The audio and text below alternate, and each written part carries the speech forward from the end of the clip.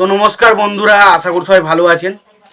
তো বন্ধুরা, এখন আমি যে ছবিটার বিষয়ে কথা বলবো, ছবিটার নাম হচ্ছে অন্তরে আছো তুমি। অন্তরে আছো তুমি 2011 সালের সিনেমা, এবং ছবিতে পরিচালক হিসেবে কাজ করেছিলেন P.A. কাজল, এবং ছবিতে মিউজিকের কাজ করেছিলেন মোহাম্মদ সাজাউদ্দিন আলী, এবং ছবিতে অভিনয় করেছিলেন শাকিব খান, অপু বিশ্বাস, মিশা সওদাগর সহ আরও অনেকে।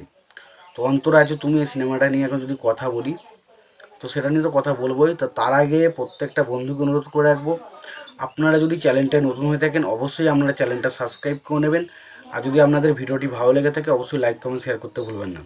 তো অন্তর আছে তুমি 2011 সিনেমা।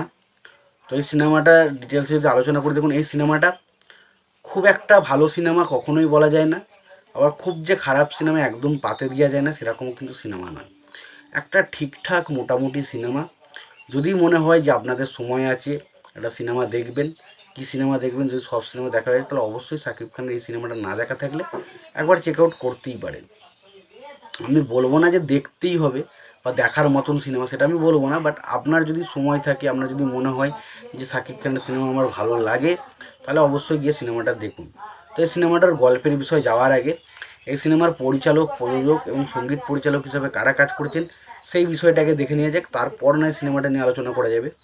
তো সিনেমার পরিচালক হিসেবে কাজ করছেন P.A. কাজল, ছবিটার মিউজিক ডিরেক্টর হিসেবে প্রযোজক হিসেবে কাজ করেছেন মোহাম্মদ শাহজাহান আলী, এবং ছবিটার মিউজিক ডিরেক্টর হিসেবে কাজ করেছেন শওকত আলী ইমন।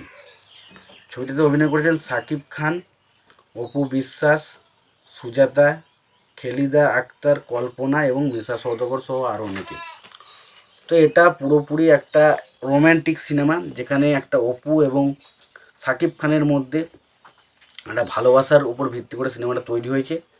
একটা ছেলে এবং একটা মেয়ের মধ্যে ভালোবাসার সম্পর্ক, এবং সেখানে শাকিব খানের ক্যারেক্টারটার উপর কীভাবে ঢাল হয়ে দাঁড়ায় মিশা সওদাগরের ক্যারেক্টারটা, এবং মিশা সওদাগরের ক্যারেক্টারটা কীভাবে মানে কেন তাদের উপর এত রাগ দুই প্রেমিক প্রেমিকার ওপর, সেটা নিয়েই হচ্ছে সিনেমা, যেটার নাম হচ্ছে অন্তরে আছো তুমি।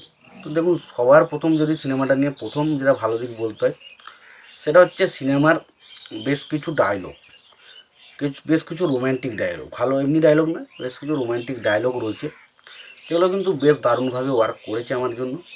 এবং পাশাপাশি ছবির গানগুলো দুর্দান্তভাবে ওয়ার্ক করে, প্রত্যেকটা গান ভালো।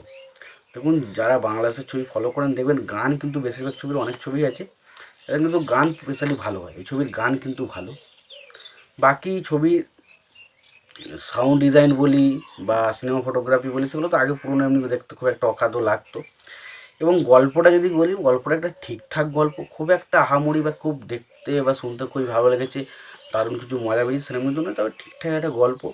তো ওভারঅল সিনেমাটা একটা বেশ এন্টারটেন করার মতো সিনেমা, অবশ্যই দেখতে পারো। আর সিনেমাটা দেখে থাকলে তোমাদের কেমন লেগেছে সিনেমাটা জানাতে ভুলো না। ভিডিওটি ভালো লাগতে হলে লাইক কমেন্ট শেয়ার করে দিও। চ্যানেলটা নতুন হয়ে থাকলে অবশ্যই তোমরা চ্যানেলটা সাবস্ক্রাইব করে নিয়ে পাশে বেল আইকনটা অবশ্যই প্রেস করে দিও। ভালো থেকো, সুস্থ থেকো, দেখাচ্ছে।